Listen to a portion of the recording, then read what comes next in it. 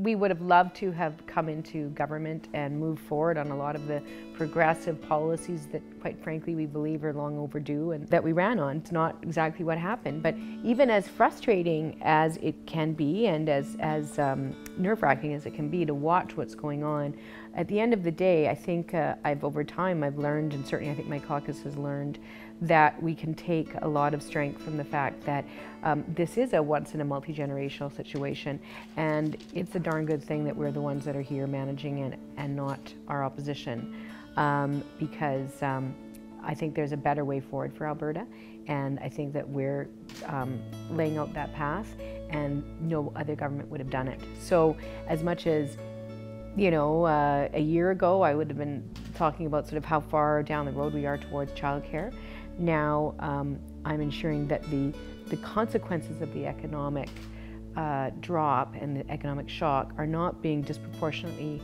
felt by women and children and low-income and middle-income Albertans. And so I think that's just as important. Overall, I've been remarkably proud of my caucus and my cabinet. Yeah, we've made mistakes, we'll probably still make more, and we will always have to learn. And I think that as long as we know that and embrace that, we will learn and get better. But overall, I mean, there's just been some incredibly talented people that have really shown their stuff and shown a level of maturity that people wouldn't necessarily have anticipated, yet at the same time reflect a different component of our population who previously didn't get to be in power. And now they are, and I think that's cool because we need to have a greater diversity of people that are making these kinds of important decisions.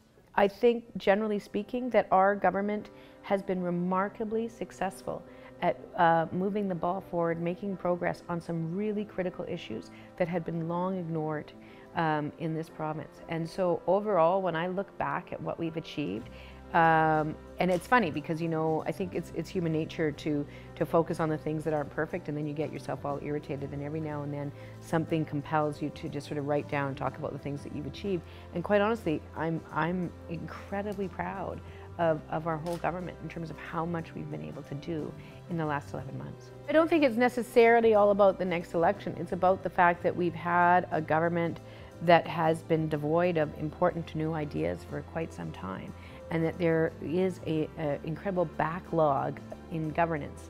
So there is work to be done, particularly if you want to promote the values that we believe strongly in, you know, equality, equity, you know, shared prosperity, fairness of opportunity, and you know, making sometimes difficult decisions with an understanding that long-term planning is better in the public interest overall. So these are things that drive the way we work in this government.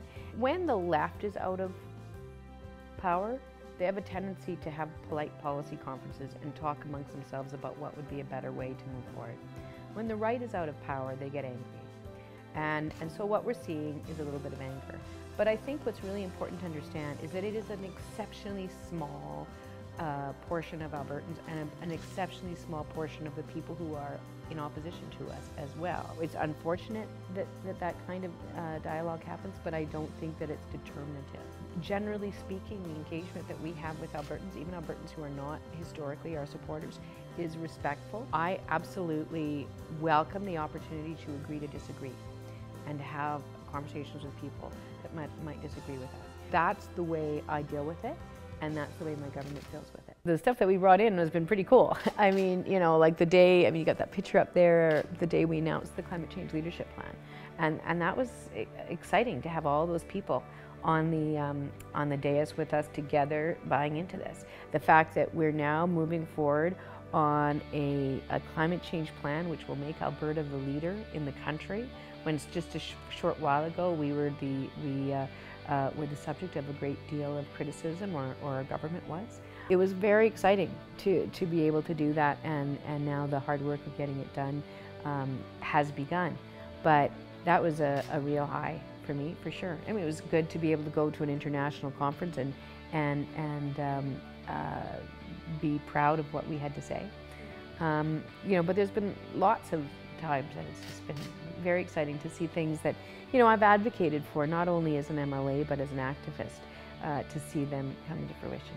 You know, it's an opportunity that very few people get to make that kind of change and engage on behalf of the people they live with, their community, the way we are. And so it's a privilege.